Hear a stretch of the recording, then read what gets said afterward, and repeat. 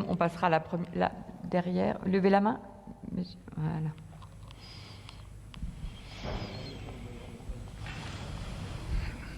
بەیانیتان باش دەستخۆشی لە ڕێکخەرانی ئەم کۆنفرانسە و هیوای سەرکەوتن دەخوازم بۆیان.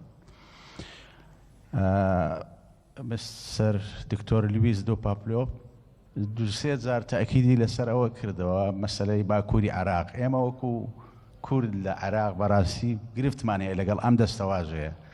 دەستوری عێراقیش لە ساڵی 2004ەوە تاکیدی کردوێتەوە کە ئێرە هەرێمی کوردستانە نەک باکووری عێراق. بۆیە ئێمە پشتیوانی ئێوەمان دەوێت بۆ سەقامگیرکردنی ئەم هەرێمە لە عێراقدا.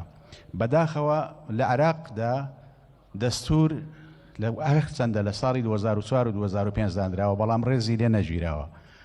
ڕێز داحکامەکانی ناگیرێ و هەموو نەتەوەکان پێکاتەکان لە عێراق لە لای بە شێوەیەک لە شێوەکان بە درێژایی مێژووی ئەم دەوڵەتە ڕوبەڕووی توانەوە و چەوسانەوە بوونەتەوە. کورد لە پێشەوەیانەوە ئەو جا ئاشووری، ئەم جایە زیدی، ئەم جا کاکەیی، هەموویانی تر. دوای من قسە لەسەر مێژووی کۆن ناکەم، بەڵام دوای 2003 ڕوخانی ڕژێمی پێشوو، قانونی ئیدارەی دەوڵەت کە دەرچوو، دەستوری عێراقی 2005 کە دەرچوو، جەختیان لەسەرەوە کردەوە کەوە هەموو پێکهاتەکان پێویستە بە مافەکانی خۆیان بگەن. بڕیار لەسەر ئەو فیدرالیە درا کە بە ئەمری واقع دروست بوو، خرایان ناو دەستورەوە. بەڵام تا ئێستا سنووری ئەم فیدرالی ئەم هەرێمە دیاری نەکراوە بە پێی مادەی 58 قانونی دیاری دەوڵەت کە دوایی هاتە ناو دەستوری 2005 بوو بە مادەی 140.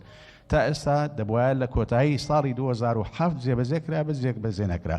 کێشەی ئەوەی کە جەنابتان باستان کرد هەردوو پێشکەشکار لەم دوو پانێڵە یەزیدیەکان و مەسیحیەکان، کریستانەکان دەکرێت بە پێی بەندەکانی دەستور، مادەی 122 دەستور، مادەی 125 دەستور جێبەجێ بکرێ. ئێمە یاخود هەرێمێکیان بۆ دابمەزرێ دەشتینێنەوە، هەرێمێک یاخود ئیدارەی خۆجێییان بۆ دابدرێ لە دەشتینێنەوە. بەڵام بەداخەوەکو گوتم حکوومەتی عێراقی یعنی دەسەڵات لە عێراقدا وەکو پێویست ڕێز لە دەستور ناگرێت کە بە شێوەیەک ئەم دەستورە بتوانێت لە جێبەجێکردنیان مافی هەموو پێکاتەکان دەستە بەربکە. بۆ نمونە ئەو سنووری ئێمە مادەی 140 جێبەجێ نەکراوە، هەرچەندە دادگای فیدرالی باڵای عێراقیش ئەڵێ ئەم مادەیە مفعولی ماوە و کۆتایی پێنەهاتووە، وەکو وەڵامدانەوەیەک بۆ ئەو لایەنانەی کە لە عێراق دەڵێن ئەم مادەیە کۆتایی پێهاتووە لە ڕووی دەستوریەوە.